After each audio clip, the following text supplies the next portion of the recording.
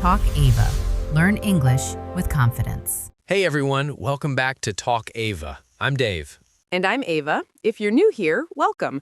This is the place where we practice real, everyday English through natural conversations. And before we jump in, if you enjoy learning English this way, don't forget to like, subscribe, and share this with someone who's also learning. It really helps the channel grow, especially since we're just getting started. All right, now I do have a story, and it was one of those moments where you immediately know something went wrong, but you don't know exactly what. Those are the worst. What happened? So yesterday, I went to a small electronics shop because my headphones stopped working. I walked in, talked to the guy, and then I said, "I will take a new headphones."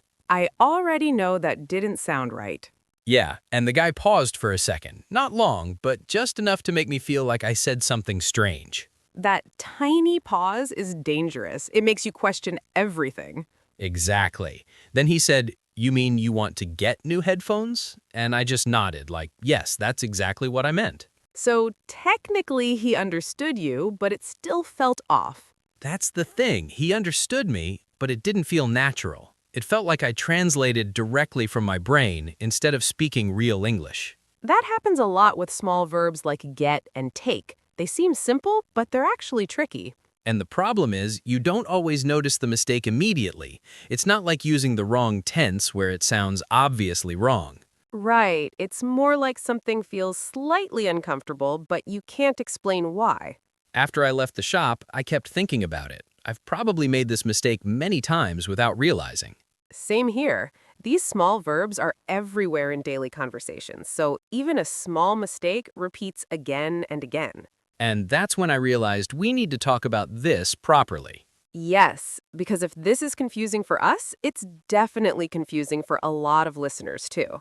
So let's talk about it, because this is not just your story or my story. This is something almost every English learner deals with at some point. Exactly. These small verbs look easy, but they behave in very specific ways in real conversations. And today, we're focusing on two of the most confusing ones out there. Get and take. Yes, they seem simple, but they create a lot of small mistakes that add up over time. And the goal for today is very clear. By the end of this episode, you should feel much more confident using both of them in everyday situations. Not just understanding them, but actually using them naturally without stopping to think every time. That's the key. Natural use. Before we go deeper, I want to ask you something directly. Question for you. Which one confuses you more in daily English, get or take? And can you think of one sentence where you're not sure which one to use? Go ahead and write your answer in the comments. Be honest, even if you're unsure. We read your answers, and it also helps you become more aware of your own learning. And you might realize you're not alone in this confusion. Exactly. Now let's break this down step by step and make it simple. So let me explain why this became such a big problem for me. It wasn't just that one situation at the shop. It's something that keeps happening in small ways. That's usually how these mistakes work. Not big, obvious errors, but small, repeated ones. Exactly. Like last week, I was talking to a friend about my weekend, and I said, I took a new laptop. That sounds like you just picked it up and walked away with it. Yes, and that's not what I meant. I meant I bought it, I got it. But in my head, both felt the same. And your friend probably understood you, but it still sounded slightly off. He did understand, but he corrected me, and that's when it started to bother me more. Because now you notice the pattern. Yes, then another situation happened. I was texting someone and wrote, "I will take some rest." And again, it felt strange after I sent it. That's a classic one. It's not completely wrong in every context, but it doesn't sound natural in everyday conversation. Right, and I realized I'm not choosing these words consciously. I'm just guessing. And guessing works sometimes, but with verbs like these, small differences matter. That's the frustrating part. Both get and take can mean something like receiving something or using something, so they feel interchangeable. But in real English, they're not interchangeable. There's a hidden logic behind them. And that's what I couldn't see before. I was just memorizing phrases without understanding the feeling behind them. That's a very important point. When you only memorize, you forget easily. But when you understand the pattern, it stays with you. Exactly. Because right now, if you ask me, I still hesitate sometimes. I stop and think, should I say get or take? And that hesitation breaks your flow when you're speaking. So let me explain why this became such a big problem for me. It wasn't just that one situation at the shop. It's something that keeps happening in small ways. That's usually how these mistakes work. Not big, obvious errors, but small, repeated ones. Exactly. Like last week, I was talking to a friend about my weekend, and I said, I took a new laptop. That sounds like you just picked it up and walked away with it. Yes, and that's not what I meant. I meant I bought it, I got it. But in my head, both felt the same. And your friend probably understood you, but it still sounded slightly off. He did understand, but he corrected me, and that's when it started to bother me more. Because now you notice the pattern. Yes, then another situation happened. I was texting someone and wrote, I will take some rest. And again, it felt strange after I sent it. That's a classic one. It's not completely wrong in every context, but it doesn't sound natural in everyday conversation. Right, and I realized I'm not choosing these words consciously, I'm just guessing. And guessing works sometimes, but with verbs like these, small differences matter. That's the frustrating part. Both get and take can mean something like receiving something or using something, so they feel interchangeable. But in real English, they're not interchangeable. There's a hidden logic behind them. And that's what I couldn't see before. I was just memorizing phrases without understanding the feeling behind them. That's a very important point. When you only memorize, you forget easily. But when you understand the pattern, it stays with you. Exactly. Because right now, if you ask me, I still hesitate sometimes. I stop and think, should I say get or take? And that hesitation breaks your flow when you're speaking. Yes, and it makes you sound less confident, even if your English is actually good. So what we need today is not just a list of phrases, but a way to feel the difference. That's the goal. Because once you feel it, you don't have to translate in your head anymore. Let's build that feeling step by step. Okay, so here's a simple way to start thinking about it. Instead of memorizing rules, imagine two different directions. Directions? Yes. Think of one direction as something coming toward you and the other as you moving towards something. That already sounds clearer. Good. So let's connect that idea to these two verbs. Go on. Get is usually used when something comes to you or you receive it in some way. So the direction is toward you. Exactly. Something arrives, something happens to you, or something becomes true for you. That includes things like objects, feelings, or even situations. Right. Now, take is the opposite direction. You move towards something or you actively do something. So it's more about action and decision. Yes, you choose it, you use it, or you perform an action involving it. That already feels more structured than just memorizing random phrases. Let's make it even clearer with a simple comparison. Okay. Imagine you're sitting at home and someone sends you a package. The package comes to me. That's get. You get the package. I didn't go anywhere. It came to me. Exactly. Now imagine you go to a store and pick something up yourself. I move toward it and take it. That's take. You're actively involved in the action. So one is more passive and the other is more active. Yes, but not completely passive.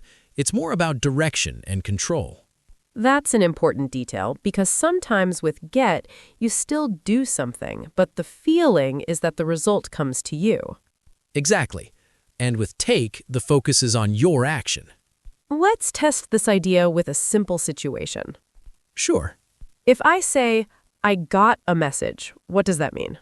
The message came to you. You received it. And if I say, I took a message? That means you wrote it down for someone else. You performed the action. Same word, message, but completely different meanings depending on the verb. That's why this topic is so important. A small change creates a different meaning. Let's try another example. Go ahead. I got tired. The feeling came to you. You didn't choose it. And I took tired doesn't even make sense. Exactly, because tiredness is not something you actively go and grab.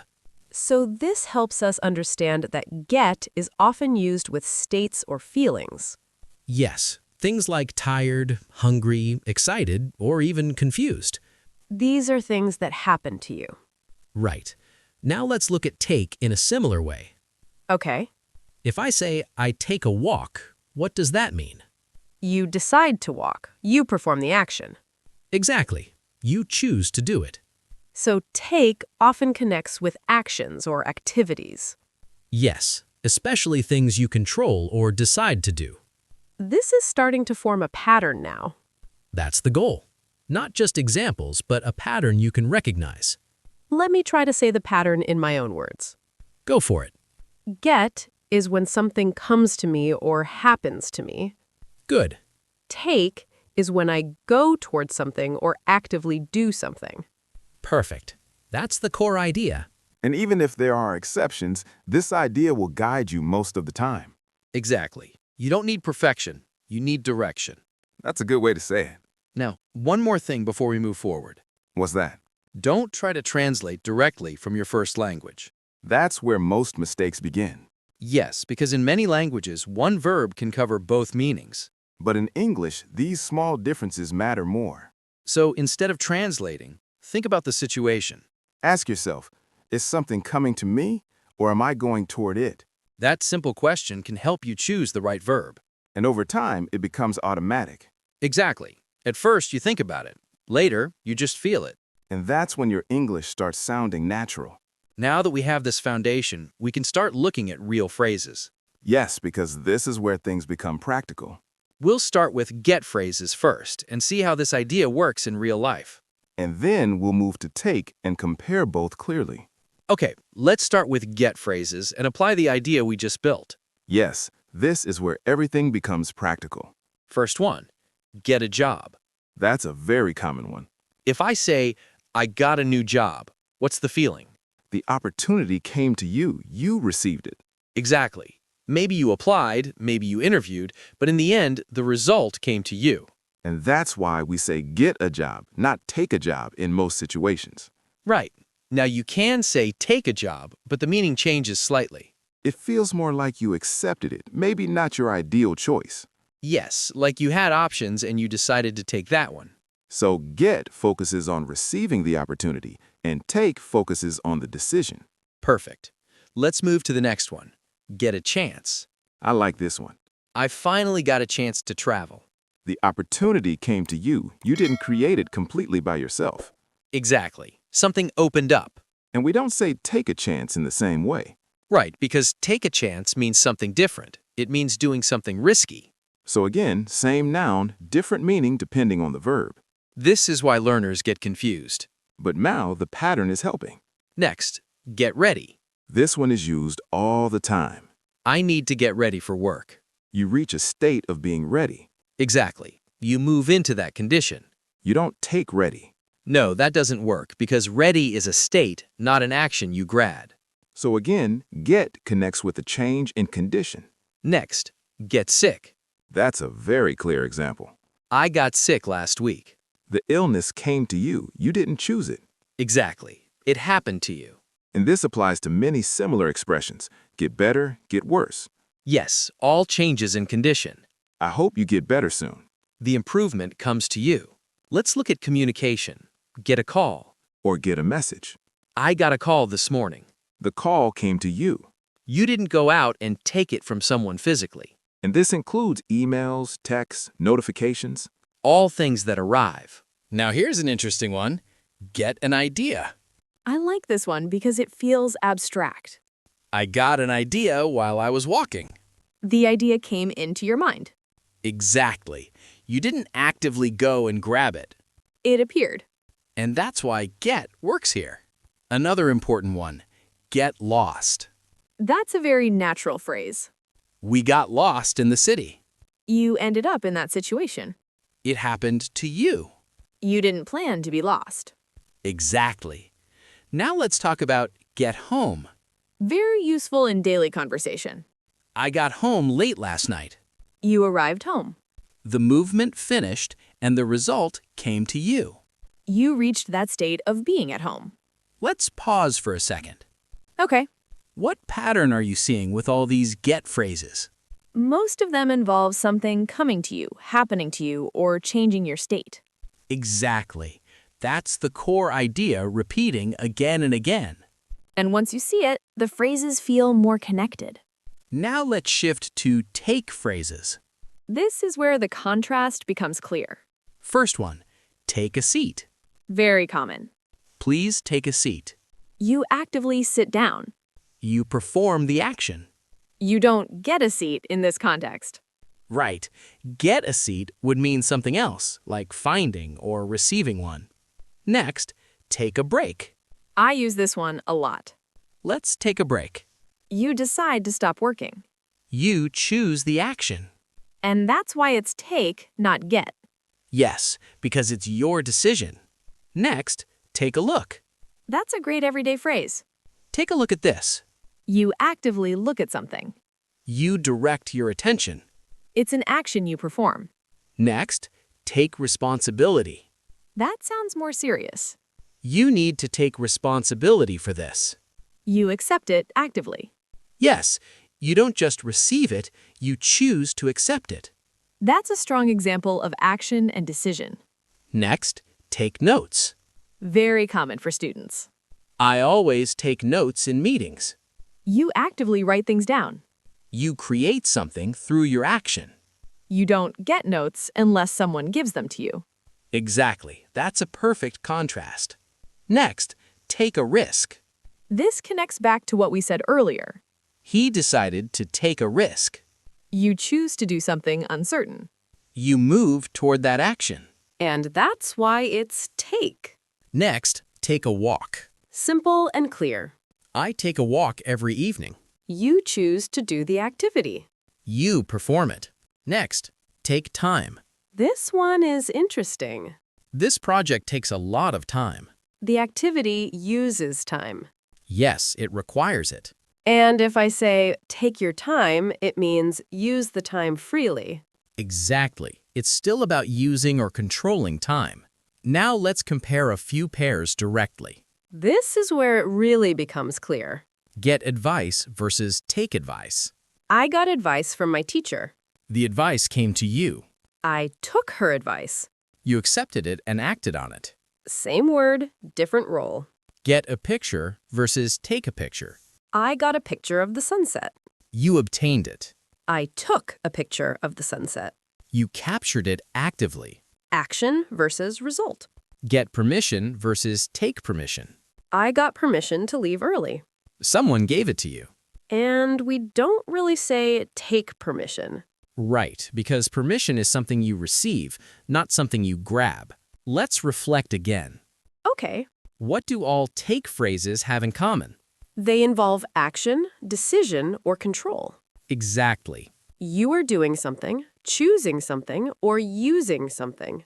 And that's why take feels more active. Now, here's something important. Go on. To get. Sometimes both get and take are possible, but the meaning changes slightly. And that's where learners need to pay attention. Yes, but you don't need to memorize everything at once. Focus on the feeling first. Ask yourself, am I receiving something or am I actively doing something? That question will guide you most of the time. Before we move on, let's do a quick recap in simple terms. Good idea. Get is about things coming to you, happening to you, or changing your state. Take is about actions you choose, perform, or control. If you remember just this, you'll already improve a lot. And the more you hear and use these phrases, the more natural they will feel. Exactly. Practice builds intuition. And intuition makes speaking easier. Now that we've explored both get and take separately, this is where things really come together. Yes, because understanding each one alone is helpful, but comparing them side by side makes the difference clearer. Exactly. Let's look at some situations where both verbs can appear, but the meaning changes depending on which one you choose. This is where small changes create big differences. First comparison, get a chance versus take a chance. I got a chance to speak at the event. That means the opportunity came to you. Now, I took a chance and spoke at the event. That means you did something risky or uncertain. So, get a chance is about receiving opportunity. And take a chance is about choosing risk. Next, get a seat versus take a seat. I got a seat near the window. You received or found a seat. Please take a seat. You actively sit down. Same word, completely different action. Next, get help versus take help. I got help from my colleague. The help came to you. And take help is not commonly used in natural English. Right. Native speakers usually say get help. So sometimes only one option sounds natural. Another one, get a break versus take a break. I finally got a break at work. Something positive happened for you. Let's take a break. You decide to stop and rest. So get a break is something you receive. Take a break is something you choose. Next, get a look versus take a look. I got a look at the report. You had the chance to see it. Take a look at this. You were asking someone to actively look. Again, passive versus active feeling. One more. Get experience versus take experience. I got a lot of experience in that job. Experience came to you over time. And take experience doesn't work. Right, because experience is something you gain, not something you actively grab. So what's the big takeaway from these comparisons? The verb changes the role of the subject. Exactly. With get, you are receiving. With take, you are acting. And once you see that clearly, the confusion starts to disappear. Now let's move to something practical. Yes, this is where we test your understanding. We're going to do a common mistakes quiz, I'll give you a wrong sentence, and you try to correct it. and we'll explain why. First one, wrong sentence, I will take a coffee. Correct version, I will get a coffee or I will have a coffee. Because the coffee comes to you. You're not actively grabbing it in that context. Next one, I got a taxi to the airport. Correct version, I took a taxi to the airport. Because transportation is something you use actively. You choose and use it. Next, she took married last year. Correct version, she got married last year. Marriage is a state you enter. It happens to you, not something you actively take. Next, I need to get a break. This one is interesting. It can work, but it changes the meaning. Yes, get a break means receive a lucky opportunity. But if you want to rest, you say take a break. That's the natural expression for resting. Next, please get a seat. Correct version, please take a seat. Because sitting is an action. You actively do it. Next, I took home very late. Correct version, I got home very late. Because arriving somewhere is get. Unless you are carrying something home. Next, I will take some rest. More natural version, I will get some rest. Because rest is something you receive. It's a state, not an action you grab. Last one, I got a shower. In American English, the natural version is I took a shower. Because showering is an action. You actively do it. So what did you notice in this quiz? Most mistakes happen when we ignore the feeling behind the verb. Exactly. People focus on translation instead of meaning. And that leads to unnatural sentences. Now let's make things a little faster. Quick fire round. I'll give you a sentence with a blank. And you choose get or take. First one, I need to blank some sleep. Get. Sleep comes to you. Can you blank a photo of me? Take. You actively capture it. She blank a promotion last month. Got. The promotion came to her. Don't forget to blank your medicine. Take. You actively use it. What time did you blank home? Get. You arrive. Let's blank a taxi. Take. You use transportation. I always blank nervous before meetings. Get. The feeling comes to you. You should blank a break. Take. You decide to rest. Did you blank my message? Get. It came to you. I'm going to blank a walk. Take. You choose the action. That was smooth. And if you got most of those right, it means the pattern is working. Even if you missed a few, that's completely normal. The goal is not perfection, it's progress. Let's reflect one more time. Okay, When you feel confused, what question should you ask yourself? is this something coming to me or am I actively doing something? Exactly. That one question can solve most of the confusion. And with practice, you won't even need to ask the question anymore. It will become automatic. And that's when your English starts to sound natural. Not perfect, but natural and comfortable. All right, let's slow things down a bit and review everything clearly. Yes, this is the part where we organize everything in your mind. We're going to go through key phrases again so they feel more familiar. Short, simple, and clear. Let's start with get phrases. Repeat them in your mind as you listen. Get a job. Receive a job opportunity. I got a new job last month. Get a chance. Receive an opportunity. I finally got a chance to travel. Get ready. Move into a prepared state. I need to get ready for work. Get sick. Become ill. I got sick last week. Get better. Improve in condition. I hope you get better soon. Get a call. Receive communication. I got a call this morning. Get an idea. An idea comes to your mind. I got an idea while walking. Get home. Arrive home. I got home late yesterday. So, what connects all of these? Something comes to you, or your state changes. Exactly. Now let's move to take phrases. Focus on the action. Take a seat. Sit down actively. Please take a seat. Take a break. Decide to rest. Let's take a break. Take a look. Actively look at something.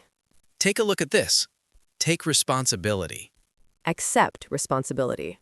You need to take responsibility. Take notes. Write things down. I take notes in meetings. Take a risk. Choose to do something uncertain. He took a risk. Take a walk. Perform the action of walking. I take a walk every evening. Take time. Use or require time. This task takes time. So, what connects all take phrases? Action, decision, and control. Perfect. Now let's bring everything together one last time. Simple and clear. Get is when something comes to you. Take is when you go towards something or actively do it. That's the core idea. Now I want to talk about something important before we finish. Go ahead. If this topic felt confusing before, that's completely normal. These are small verbs, but they carry a lot of meaning.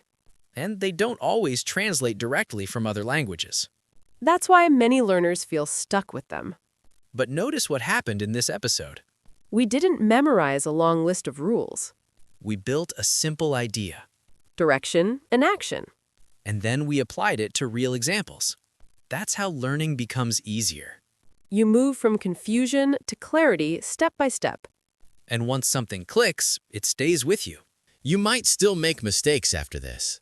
And that's fine. Mistakes are part of the process. The important thing is, now you understand why. So next time you speak, don't panic. Just pause for a second if needed. Ask yourself that one question Is it coming to me or am I doing something? and choose based on that. Over time, you won't even need to think about it. It will become natural. And that's the goal of learning a language. Not perfection, but comfort and confidence. Now, before we end, let's hear from you. Yes, we always enjoy reading your responses. Which phrase was the most difficult for you today? And which one feels clearer now? Share your answers in the comments. And if this episode helped you understand get and take more clearly, make sure to support the channel. Like the video, share it with someone who is learning English, and subscribe to Talk Ava. We're building this channel step by step, and your support makes a big difference. New episodes are coming regularly, so stay connected. Keep practicing a little every day. Keep listening, keep repeating, and keep improving. Small steps lead to big progress. And we'll see you in the next episode.